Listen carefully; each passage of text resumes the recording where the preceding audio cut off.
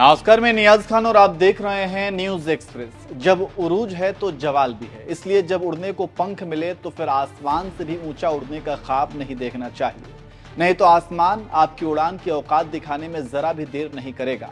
कहने का मतलब यह है कि लोकतंत्र में देश की जनता उसी आसमान की तरह है।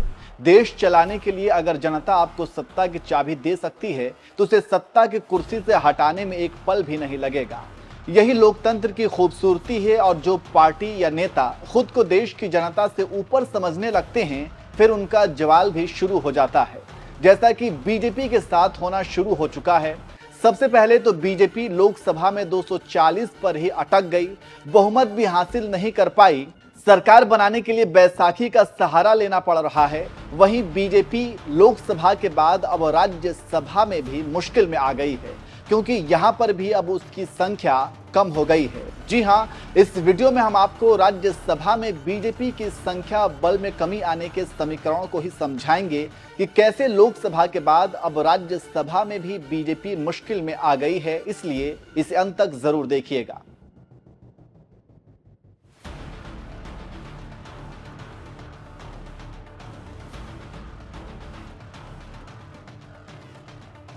जिस बीजेपी को देश की जनता ने बम्पर सीट के साथ साल 2014 में देश की कमान सौंपी, नरेंद्र मोदी देश के प्रधानमंत्री बने, उसके बाद साल 2019 के लोकसभा चुनाव में एक बार फिर से जनता ने नरेंद्र मोदी पर भरोसा जताया और इस बार रिकॉर्ड 303 सीटों के साथ केंद्र में बीजेपी की सरकार बनी। और उसके बाद बीजेपी को ऐसा लगने लगा कि अब उसका कोई कुछ नहीं बिगाड़ सकता है। लेकिन साल 2024 आते आते सब कुछ बदल गया। जो प्रधानमंत्री अब की बार 400 पार का नारा दे रहे थे, वो पूर्ण बहुमत भी हासिल नहीं कर पाए।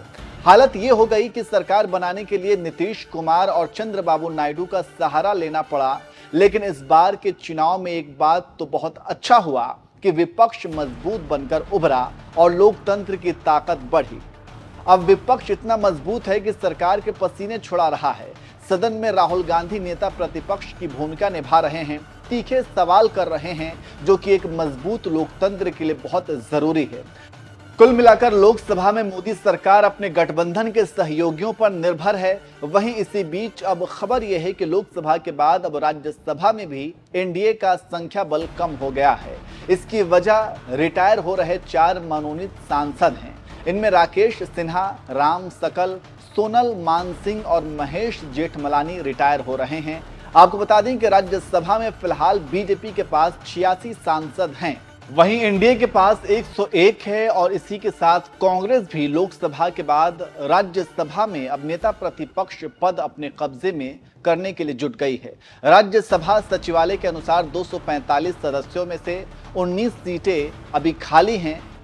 इनमें असम, बिहार और महाराष्ट्र में 2-2 और हरियाणा, तेलंगाना, एमपी, राजस्थान और त्रिपुरा में 1-1 सीट है। इनकी कुल संख्या 11 है। इन 11 में से 10 तो पिछले महीने खाली हुई हैं, क्योंकि कई सांसद लोकसभा के लिए निर्वाचित हो चुके हैं।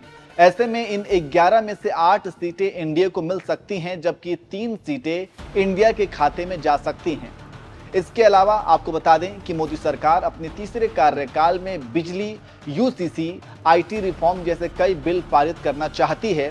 ऐसे में उसे राज्यसभा में भी बहुमत चाहिए। अब देखना होगा कि मोदी सरकार कैसे ये सब मैनेज करती है।